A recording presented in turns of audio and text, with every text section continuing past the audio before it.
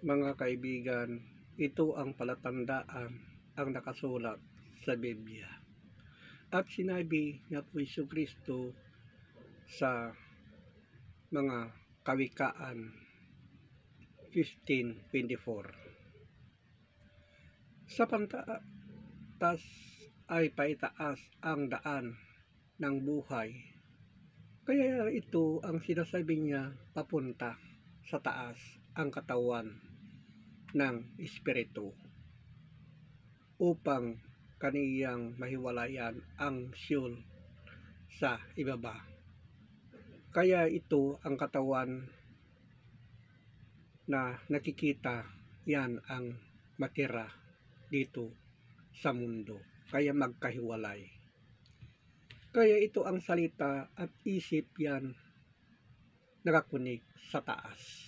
Yan ang sinasabi niya na ganito ang sinabi niya, ang pantas ay paitaas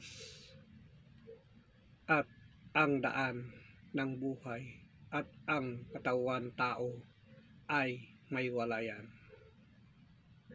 dito sa mundo. Kaya kahit ano ang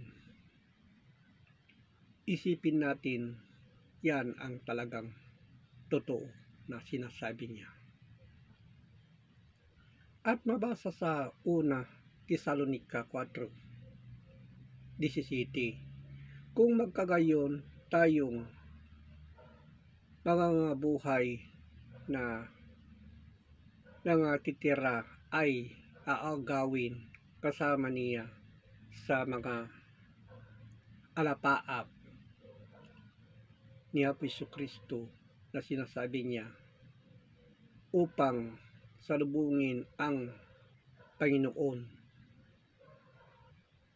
sa hangin at sa ganito'y sa Panginoon tayo'y magkapakailanman.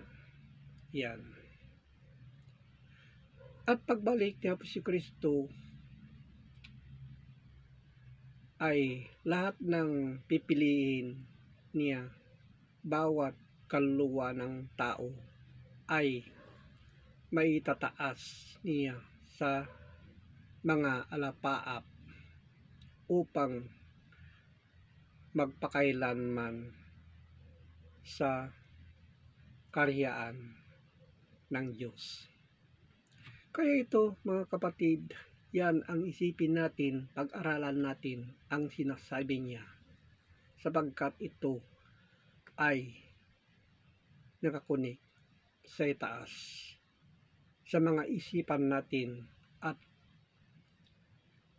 puso natin na papunta doon. Sa mabasa sa Galatia 4:26, ngunit ang Jerusalem nasa taas ay malaya na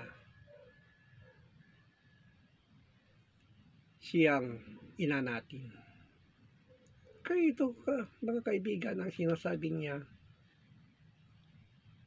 hindi lang dito ang Jerusalem at mayroon pa iba sa taas ang sinasabi niya na Jerusalem na karyaan ng Diyos ay nasa itaas at naghihintay doon.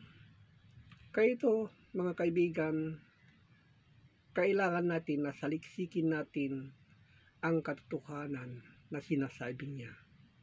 Kaya pinapaabot ko ito sa Facebook para malaman ninyo na nandito ang naghihintay ng kapalaran natin kung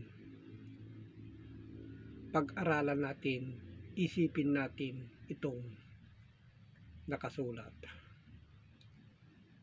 At salamat ng Panginoong Diyos. Amen.